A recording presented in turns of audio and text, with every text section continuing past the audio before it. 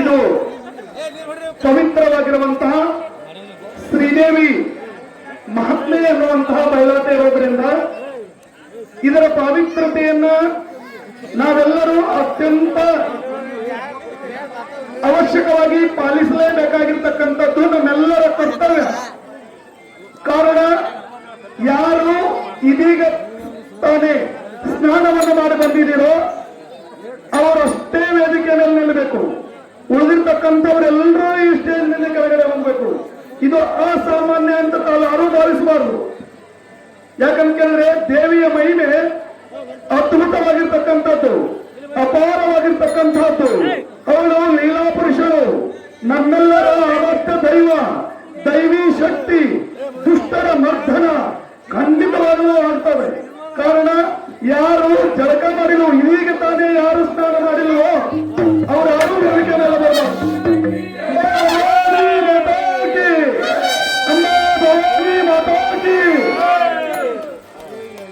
ಮತ್ತು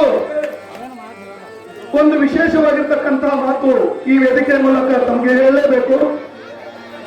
ಇಂದಿನ ದಿನಮಾನಗಳಲ್ಲಿ ಟಿವಿ ಎನ್ನುವಂತಹ ಮಾಯಾಜಾಲದ ಪೆಟ್ಟಿಗೆಯಲ್ಲಿ ಸಿಲುಕಿ ನಮ್ಮ ಮಕ್ಕಳು ವಿಲೀನವೇ ಒತ್ತಾಡುತ್ತಿರುವಂತಹ ಇಂಥ ಸಂದರ್ಭದಲ್ಲಿ ನಮ್ಮೂರಿನ ಮಕ್ಕಳಿಗೆ ಸಾಂಸ್ಕೃತಿಕವಾಗಿರ್ತಕ್ಕಂಥ ಈ ಬಯಲಾಟ ಎಂಥದಿರ್ತದೆ ಅನ್ನೋದನ್ನು ತೋರಿಸಬೇಕು ಅನ್ನುವಂತಹ ಉದ್ದೇಶವನ್ನು ಇಟ್ಟುಕೊಂಡು ಯುವ ಉತ್ಸಾಹಿ ಹೊಸ ಮುಖ ಇಂದು ಈ ವೇದಿಕೆಯ ಮೇಲೆ ನಿಂತುಕೊಂಡು ಸಂಪೂರ್ಣವಾಗಿರ್ತಕ್ಕಂಥ ಆಟದ ಕೊನೆಯವರೆಗೂ ಮೊಮ್ಮಳ ಗಾಯಕರಾಗಿ, ಹಿನ್ನೆಲೆ ಗಾಯಕರಾಗಿ ಕಾರ್ಯವನ್ನ ನೆರವೇರಿಸ್ತಾ ಇದ್ದಾರೆ.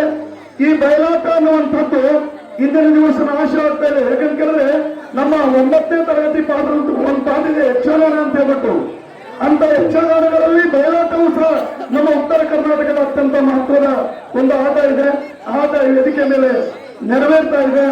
ಕಲಾವಿದರು ಹೊಸಬರಿರೋದರಿಂದ ಅತ್ಯುತ್ತಮವಾಗಿರ್ತಕ್ಕಂಥ ಕಲಾಭಿನಯವನ್ನು ತಮಗೆ ಕೊಡಬೇಕು ಎನ್ನುವಂತಹ ಉದ್ದೇಶವನ್ನ ಇಟ್ಟುಕೊಂಡಿದ್ದಾರೆ. ಹಾಗೆಯೇ ಈ ಹಿಂದಿನ ಕಾಲದಲ್ಲಿ ಪಾರಿಜಾತ ಬಹಳಷ್ಟು ಪ್ರಸಿದ್ಧಿಯನ್ನು ಪಡೆದುಕೊಂಡಿತ್ತು. ಆ ಪಾರಿಜಾತದಲ್ಲಿ ಬಹಳ ಪ್ರಸಿದ್ಧಿಯನ್ನು ಪಡೆದು ನಮ್ಮೂರಿನಲ್ಲಿ ಸಾಕಷ್ಟು ಬಾರಿ ಪಾರಿಜಾತ ಆಟವನ್ನು ನೆರವೇರಿಸಿಕೊಂಡಿರ್ತಕ್ಕಂಥ ಹಿರಿಯ ಜೀವಿಗಳಾಗಿರ್ತಕ್ಕಂಥ ಮತ್ತು ಮಾತಿನ ಮಲ್ಲರಾಗಿರುವಂತಹ, ಮಾತಿಗೆ ಕುಳಿತುಕೊಂಡರೆ ಶಾಸ್ತ್ರೋಕ್ತವಾಗಿ ಮತ್ತು ವ್ಯಾಕರಣ ಶುದ್ಧವಾಗಿ ಮಾತನಾಡುವಂತಹ ವ್ಯಕ್ತಿತ್ವದ ಲಿಂಗಪ್ಪಣ್ಣ ಕುಮಸ್ಕಿ ಅವರು ವೇದಿಕೆಗೆ ಬರಬೇಕು. ಲಿಂಗಪ್ಪಣ್ಣ ಕುಮಸ್ಕಿ ಅವರು ವೇದಿಕೆಗೆ ಬರಬೇಕು. ಅವರು ಬಹಳ ಹಿರಿಯ ಜೀವಿಗಳು, ಮೃದು ಸ್ವಭಾವಗಳು, ಅದ್ಭುತ ಕಲಾವಿದರು. ಅವರು ಒಂದು ಸರ್ಕಾರವನ್ನ ಪ್ರಪ್ರಥಮದಲ್ಲಿ ಈ ವೇದಿಕೆಯ ಮೇಲೆ ನೆರವೇರಿಸಿಕೊಡಬೇಕು ಅಂದುಬಿಟ್ಟು ಸಂಗಮೇಗೌಡ ಪಾಟೀಲ್ ಅವರಲ್ಲಿ ವಿನಂತಿಸಿಕೊಳ್ತಾ ಇದ್ದೀನಿ.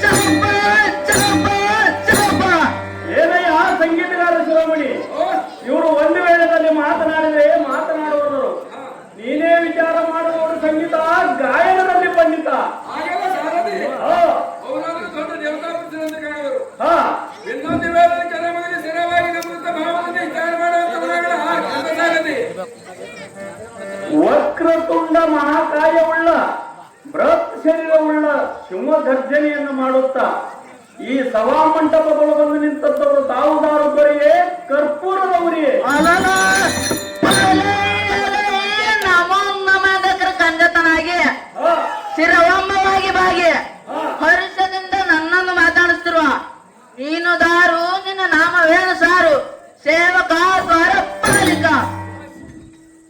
ನಾನು ದಾರಂದರೆ ನೀರಿಗಾಗಿ ಊರೆಲ್ಲ ತಿರುಗಾಡಿ ನೀರು ಎಲ್ಲಿ ಸಿಗಲಾರದಕ್ಕಾಗಿ ರಾಡಿಗೆ ಮುಂದೆ ಹೊರಗೆ ಹೋಗಿ ನೀರು ಕುಡಿಬೇಕನ್ನುವಷ್ಟರಲ್ಲಿ ನಾವು ರಾಡಿಗೆ ಊರನ್ನ ನಾಗರದ ಸಡಗರದಿಂದ ಪಡಕೊಂಡು ಮನೆಗೆ ಬರುವಾಗ ಏನಾಗ್ತಿದೆ ಈ ರಾಡಿಗೆ ಹೊಳೆಯೊಳಗ ನೀರು ಎಷ್ಟದ ಮಾತು ಕೇಳ್ದ ಅವಾಗ ಹೇಳ್ತಾರ ಕಪ್ಪಿಗೆ ಮೊಳಕಾಲಟ್ಟು ಏದಿಗೆ ಎಡಿಯಟ್ಟು ಕೋಳಿಗೆ ದುಬ್ಬದಟ್ಟು ಕೂತ್ರ ನಿನ್ನ ಗಡ್ಡದಟ್ಟು ಈಸಿ ಬಿದ್ದೆಲ್ಲ ನಿನ್ನ ಮೀಸಿಗೆ ತಟ್ಟವ ಹೇಳಿದ್ರು. ಇನ್ನೇನು ಮಾಡಿ ನೀರು ಭಾಳದವ ತಿಳ್ಕೊಂಡು ಮನೆಗೆ ಬರ್ಬೇಕನ್ನೋದ ಕೌಟಿಗೆ ಚಂದ್ರಶೇಖರ ಒಳ್ಳೆ ಭರದಲ್ಲಿ ಮನೆ ಹೊಂಟಿದ್ದ. ಏ ಲೋಕಕ್ಕ ಈ ಹೆಣ್ಮಕ್ಳೇ ಹಿಂಗೆ ಹೇಳಕತ್ತಾರ ನೀರು ಎಷ್ಟನೋ ನೆಲಿನೇ ತಿಳಿಯಲ್ಲ ಅಂದ. ಅವ ಹೇಳ್ತಾನ ತಮ್ಮ ನನಗದಾಗ ಸೌಗಾಡಿಲ್ಲ ಏನಿದ್ರು ಒಳಸಾರಕ್ಕೆ ಹೋಗಿ ಅಮೃತ ಗೌಡ್ರು ಆಟದ ಒಳ್ಳೆ ಬಹಳ ಬೀಜಾರ ಅಮೃತ ಗೌಡ್ರಿಗೆ ಹೋಗಿ ಕೇಳಿದೆ ಅಂದ್ರೆ ಇದನ್ನ ನೀರಿನ ನೆಲಿ ಹೇಳ್ತಾರಂದ್ರು. ಅವಾಗ ಇನ್ನೇನು ಓಡ್ಕೋತ ಬಂದ್ರ ತಡ ಅಂತ ಹೇಳಿ ಮಳೆಕಾಲ ಮಂಡಿ ಊರಿ ಓಡ್ಕೋತ ಬಂದು ಬಾಳಸಾರದಾಗ ಗೌಡ್ರಿಗೆ ಕೇಳ್ದ. ಗೌಡ್ರು ಒಳ್ಳೆ ತೋಟದಿಂದ ಬಂದು ತಂಬಾಕ ತಿಂದು ಕಟ್ಟಿ ಮೇಲೆ ಕೂತು ಉಳು ಕಟ್ಟಿರು ಗೌಡ್ರ ಒಂದು ಮಾತ ಏನ್ರಿ ಘಾತ ಅಂದ. ಏನಾಗ್ಯದ ತಮ್ಮ ಅಂತ ಅವ್ರಿಗೆ ಕೇಳಿದ್ರು. ಏನ್ರಿ ರಾಡಿಗೆ ಹೊಳಿ ಒಳಗೆ ನೀರು ಕುಡಿಬೇಕಂದ್ರೆ ನೀರಿಗೆ ಬಂದು ಹೆಣ್ಮಕ್ಳು ಒಂದು ಮಾತಂದಾರ ನೀರು ಎಷ್ಟದ ವ್ಯವಹಾರ ನಾ ಕೇಳ್ಬೇಕು ಹೇಳ್ತಾರ. ಈ ಕಪ್ಪಿಗೆ ಮೊಳಕದಟ್ಟು ಏಡಿಗೆ ಎದೆಟ್ಟು ಕೋಳಿಗೆ ದುಪ್ಪಗೆ ತಡ್ತಾವ ಕೂತ್ರ ನೀರು ಗಡ್ಡಕ್ಕೆ ತಡ್ತಾವ ಈಸಿ ಬಿದ್ದೆ ನೀನು ಮೀಸಿ ಮುಣಗಂಗಿಲ್ಲ ಹೇಳ್ಯಾರಿ ಗೌಡ್ರ ಅಂದ. ನಮ್ಮ ಜಾಗದಾಗ ಮಾತ್ರ ಬಹಳ ನನಗ ಸೌಗಾಡಿ ಇಲ್ಲ. ನಮ್ಮ ಊರಾಗ ಮಾತ್ರ ಶಾಣ್ಯರಂದ್ರೆ ಇಬ್ರಿ ಅದಾರ. ಹೂಗಾರ ತುಪ್ಪಗ ನಾ ಇದ್ರ ಸಿದ್ಧ ಕರ್ಕೊಂಡು ಹೋಗಿ ನೀರು ಕುಡಿ ಹೋಗಂತ ಹೇಳೋದು ಯಾಕಗಲ್ಲ ಹೇಳಿಕಿಂದ್ರ ಹೂಗಾರ ತುಪ್ಪಗ ನೈದ್ರ ಸಿದ್ಧಗೆ ತಗೊಂಡು ಹೋದ ನೀ ಏನ್ ಒಳಗೆ ಇಳಿಲಿಕ್ಕೆ ಹೋಗಬೇಡ ಬಲಸಿಲೆ ನೀರು ಹಾಕ್ತೇವ್ ನೀರು ಕುಡು ನಿಮ್ ಊರಿಗೆ ಹೋಗಂದ್ರು. ಅಂತ ನೀರು ಕುಡಿದು ಬಂದಿರತಕ್ಕಂತ ದೊಡ್ಡ ಸಾರಥಿ ಅನ್ನೋರು ತಾವು ದಾರುದೊರೆಯೇ ಕರ್ಪೂರದ ಉರಿಯೇ ರಾಜೇಂದ್ರ ಭೂಪತಿ. ನಾನು ದಾರ ಅಂದರೆ ಅತಳ ವಿತಳ ಸುತಳ ಪಾತಾಳ ಇವು ಲೋಕದ ಅಧಿಪತಿಯಾದ ಶ್ರೀ ಮಹಾದೇವನ ಅರ್ಧಾಂಗಿನಿಯಾದ ಪಾರ್ವತಿ ದೇವಿ ಕುದರದಲ್ಲಿ ಜನಿಸಿದ ಗಣರಾಜ ಎಂದು ತಿಳಿದೆ ಸಾರಥಿ ಅತಿ ಜಾಗೃತಿ. ಗಣರಾಜನಾದರೆ ಸಹಜವಾಯಿತು ಕುಳಿತಂತ ಜನರಿಗಾದರೂ ತಿಳಿದು ಬಂತು. ತಮ್ಮ ಮೇಲ ಮಂದಿರವನ್ನು ಬಿಟ್ಟು ಈ ನೆರವೇರುವ ಸುಗಣ ಸಭಾ ಮಂದಿರಕ್ಕೆ ಬಂದ ಕಾರಣವೇನು ಈ ಮುದ್ದೆ ನಮ್ಮ ರತ್ನ ಖಚಿತವಾದ ಕೈಲಾಸದ ಮಂದಿರ ಬಿಟ್ಟು ಬಂದ ಕಾರಣ ಅಂದ್ರೆ ಅದೇ ಕೇಳಕ್ಕೆ ಕೊಳತಾರಂಭ ಗ್ರಾಮದಲ್ಲಿ ಪುಟ್ಟ ಪುಟ್ಟ ಬಾಲಕರನ್ನು ಕೂಡಿಕೊಂಡು ಶ್ರೀ ಮಹಾಕಾಳಿ ದೇವ ಆಟ ತುಂಬ ವಾರ್ತೆಯನ್ನು ಕೇಳಿ ಸಂತೋಷವನ್ನು ತಾಳಿ ಇಲ್ಲಿಗೆ ಬರೋಣ ಶುದ್ಧ ಸಾರಥಿ ಅತಿ ಜಾಗೃತಿ. ಅಂದರೆ ಸಹಜವಾಯಿತು ಮುಂದೆ ನಮಗೇನು ಆಗ್ತಾರೆ ಈ ಬುದ್ಧಿ ಸಾರಥಿ ರಾಜೇಂದ್ರ ಭೂಪತಿ. ಪೂಜೆಂದಲ ಭಕ್ತಿ ಪೂಜೆಂದಲ ಮುಕ್ತಿ. ನನಗೆ ಪೂಜೆಯನ್ನು ಕೈದರೆ ನನಗೆ ರಾಜ ಪದವನ್ನು ಕೊಡುವೆ ಇದಿಡಿ ಅಂತ ಸಾರಥಿ ಅತಿ ಜಾಗೃತಿ. ಪೂಜೆದ ಸಾಮಗ್ರಿಗಳು ಏನೇನು ಬೇಕು ಹೇಳ್ರಿಪ್ಪ ನಾವೆಲ್ಲ ತಂದು ಕೊಡ್ತೇವೆ. ಸಾರಥಿ ರಾಜೇಂದ್ರ ಭೂಪತಿ. ಜಾಜು ಮಲ್ಲಿಗೆ ಜೂಜು ಮಲ್ಲಿಗೆ ಇರುವಂತಿಗೆ ಸೇವಂತಿಗೆ ಕರಿತಿ ಪತ್ರಿ ಕಣಗಿಲದು 3 ಕಣ್ಣಿನ ಟಂಗನ್ನು ತಂದು ನನ್ನ ಪಾದ ಪೂಜೆ ಮಾಡುವಂತ ಸಾರಥಿ ಅತಿ ಜಾಗೃತಿ. ಏನು ಚಿಂತೆ ಮಾಡ್ತೇವ್ರಿಪ್ಪ.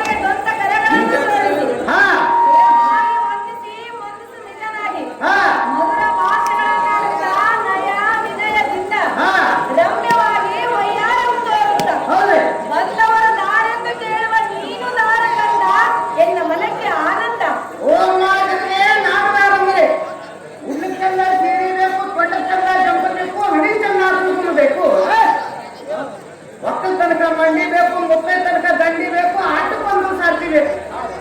ನನಗೊಂದು ಸುಂದರ ಪಟ್ಟ ಸಾರ್ಥಿ ಸಾರ್ಥಿ ಅನ್ನೋದು ತಾವು ದಾದ ತಾಯಿ ಮೊದಲ ಮಗನ ತಾಯಿ ಅಪ್ಪ ಸಾರಥಿ ಅಮ್ಮ ಅಂಜನೇ. ಎನ್ನ ಒಪ್ಪಿದ್ದ ಅಭಿಧಾನವೇನೆಂದರೆ ಅದೇ ಕೇಳಿ ಮುನ್ನೂರ ಹರಣ ಕರುಣೆಯಿಂದ ಸ್ವರ್ಗ ಪ್ರತ್ಯ ಪಾತಾಳ ಹಾ 3 ಲೋಕ ಹಾ 3 ಲೋಕಗಳಲ್ಲಿ ಹಾ ಪಟ್ಟದ ಹೆಸರಾಗಿ ಬ್ರಹ್ಮ ಸರಸ್ವತಿ ಆದಿ ಪೋಷಕರು ಹೌದೇ ವರ್ಣಿಸಲಾಗದ ಸಂಪತ್ತನ್ನು ಪಡೆದು ಹಾ ಅಮರಾವತಿ ಪಟ್ಟಣದ ಉನ್ನತ ರೂಪವನ್ನು ತೋರುವ ಹಾ ದೇವೇಂದ್ರನ ಮೋಹನ ಅರ್ಧಾಂಗಿನಲ್ಲಿ ಹಾ ಪಟ್ಟದರಸಿಯಾದ ಹಾ. ಸತಿದೇವಿಯನ್ನು ತಿಳಿಯಪ್ಪ ಕಂದ ಎನ್ನ ಮನಕ್ಕೆ ಆನಂದ. ಸತಿದೇವಿದರೆ ಮನೆಗೆ ತಿಳಿದು ಬಂದಿತು.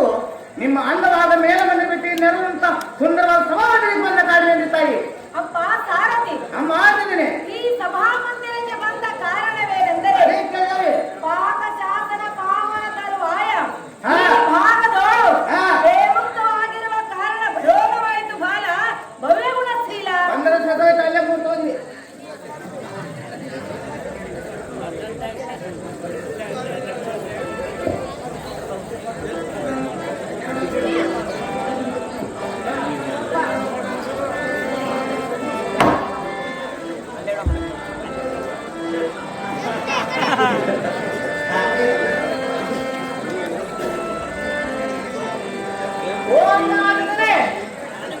ಶಾಸ್ತ್ರೆ ಮಣಿಚಂದ ಬೀಳ್ರೆ ಮೆಚ್ಚಂದ ಗಿಳಿ ಮಾಡ್ರೆ ಪಂಚಂದ ಬಿಟ್ಟಿದ್ರೆ ನೀಚಂದ ಕೀಳಿದ್ರೆ ಉಪ್ಪು ಒಗದ್ರೆ ಪಂಚ ಚಂದ ಅಂದ ಚೆನ್ನ ನಾವು ಬಟ್ಟೆಯನ್ನು ಉಟ್ಟುಕೊಂಡು ಏನು ಮಾಡಬೇಕು ನೀನು ನಮ್ಮ ತಾಯಿ ಹಣ್ಣು ಮೆಣಸಿನ ತಾಯಿ ಯಲೋದರ ಶಿರೋಮಣಿ ಮಧುರವಾದ ವಚನಗಳಿಂದ ವಿಧ ವಿಧವಾದ ಶಿಸ್ತಿನಿಂದ ಸನ್ನುತ ಮತಗಳಿಂದ ಕರ ಜೋಡಿಸಿ ಬಂದವರಿಗೆ ನಾಡನ್ನು ಕೇಳುವುದು ನೀನು ದಾರು ಕಂದ ಎನ್ನ ಮನಸ್ಸಿಗೆ ಆನಂದ.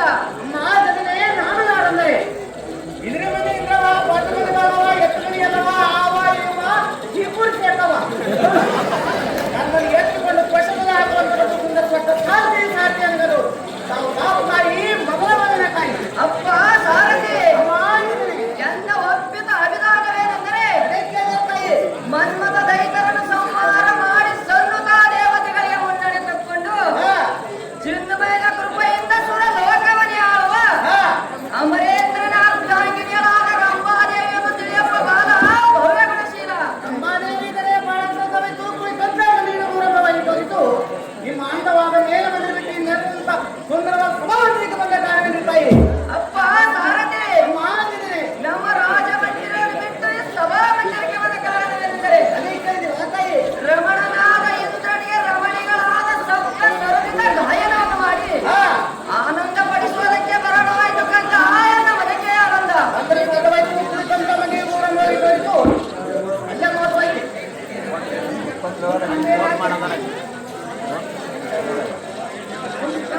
ಮುಂದೆ ಏನಿರುವುದು ಅಷ್ಟೇ ಹೇಳುತ್ತಂತೆ.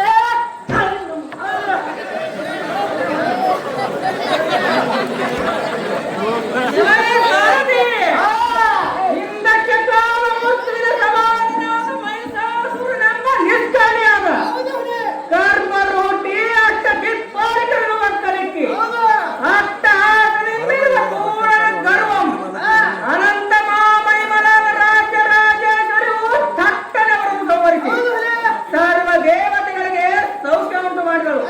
ಎಲೈ ಸಾರಥಿ ಆ ಮಾಮಹಿಮೆ ಕೃಪೆಯಿಂದ ಶ್ರೇಷ್ಠ ಸುಖದಿಂದ ಪ್ರಚರಿಸನು.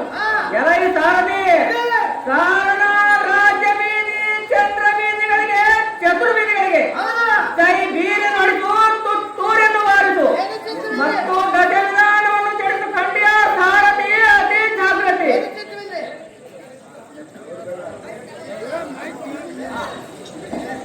ಹೇ ಪ್ರಾಣವಲ್ಲವಾ ಏ ಪ್ರಾಣವಲ್ಲವೇ ನಾನಾದರೂ ಹೇಳುತ್ತೇನೆ ಕೇಳುವಂತವರಾಗಿರು.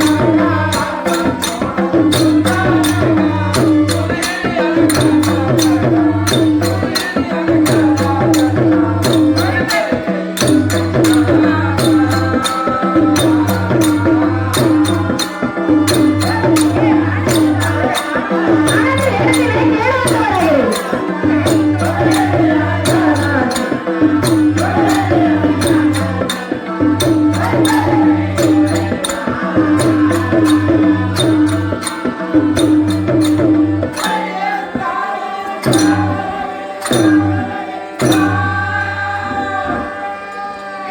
ಸದ್ಗುಣ ಅಲಂಕೃತನಾದ ಮುದ್ದು ರಮಣನೇ ಕೇಳು. ಪೂರ್ವ ಜನ್ಮದಲ್ಲಿ ಗುರು ಹಿರಿಯರ ಚರಣದ ಕಮಲವನ್ನು ಪೂಜಿಸಿದ ಪುಣ್ಯ ಫಲದಿಂದ ಆ ಮೈಸಾಸುರರು ನಾಶವಾಗಿ ಹೋದರು. ಅರಮನೆಯ ವಾಸಿಗಳಾದ ರಾಣಿಯರು ಸುಖದಿಂದ ಇದ್ದರು. ನಮ್ಮ ಸಂಪತ್ತಿಗೆ ಯಾವುದು ಈಡಿಲ್ಲ ತಾತ ಗುಣವಂತ. ಹೇ ವಲ್ಲಭಿ, ಆ ಹೇ ವಲ್ಲಭ, ಪೂರ್ವಿಕರಾದ ಅಗಸ್ತ್ಯ ಮಹಾಮುನಿಗಳು ಹುಟ್ಟಿದ್ದು ಕುಂಭದಲ್ಲಿ, ಇರುವರು ಕಾಂತಾರದಲ್ಲಿ.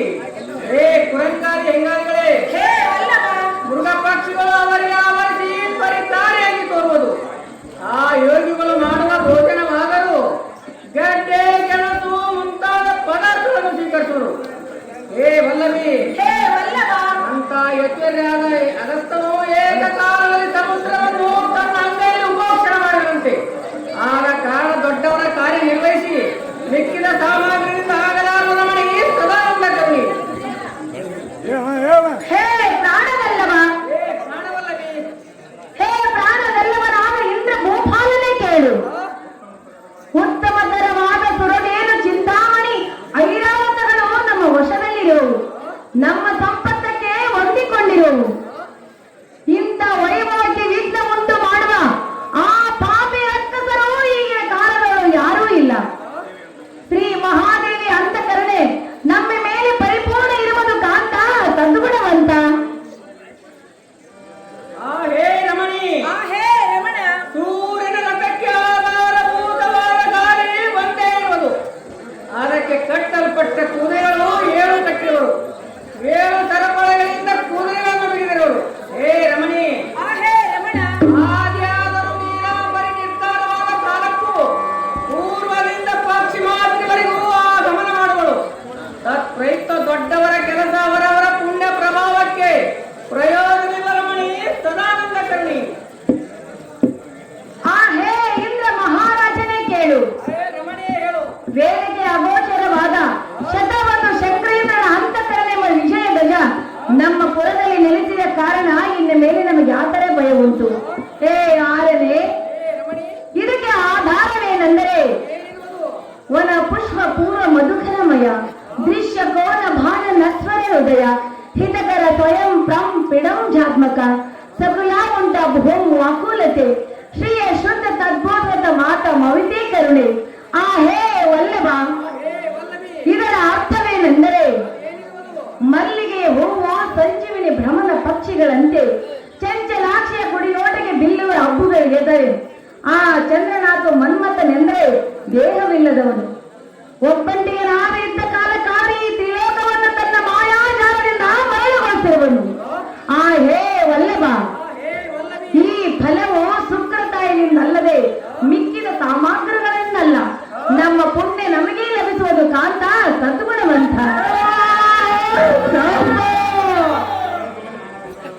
ಹೇ ಪ್ರಾಣವಲ್ಲಭ, ಇದಕ್ಕೆ ನಾನಾದ್ರೂ ಹೇಳುತ್ತೀನಿ, ಕೇಳುವಂತವರಾಗಿರಿ.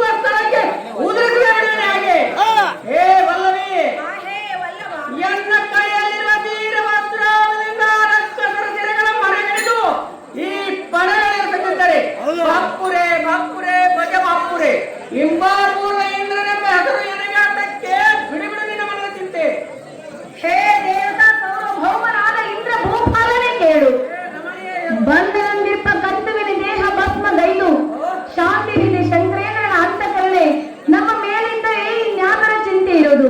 ಹೇ ಆರನೇ, ನೀನೇನು ಆಲೋಚನೆ ಮಾಡಬೇಡ. ಭವಿಷ್ಯಕಾಲದ ಸಂಗತಿ ಈಶನ ಬಲ್ಲನಲ್ಲದೆ ಮತ್ತಾರಿಗೆ ತಿಳಿಯದೆಯ ಕಾಂತ ಸದ್ಗುಣವಂತ.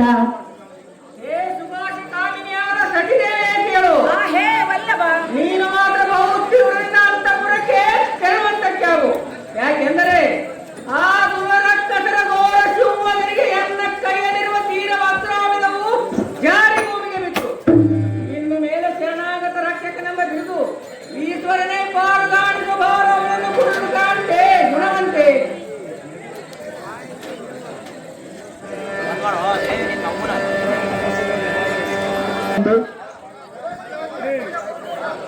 ಸಿದ್ದೇಶ್ವರ ಶ್ರೀಗಳ ಪಟು ಪೂಜೆ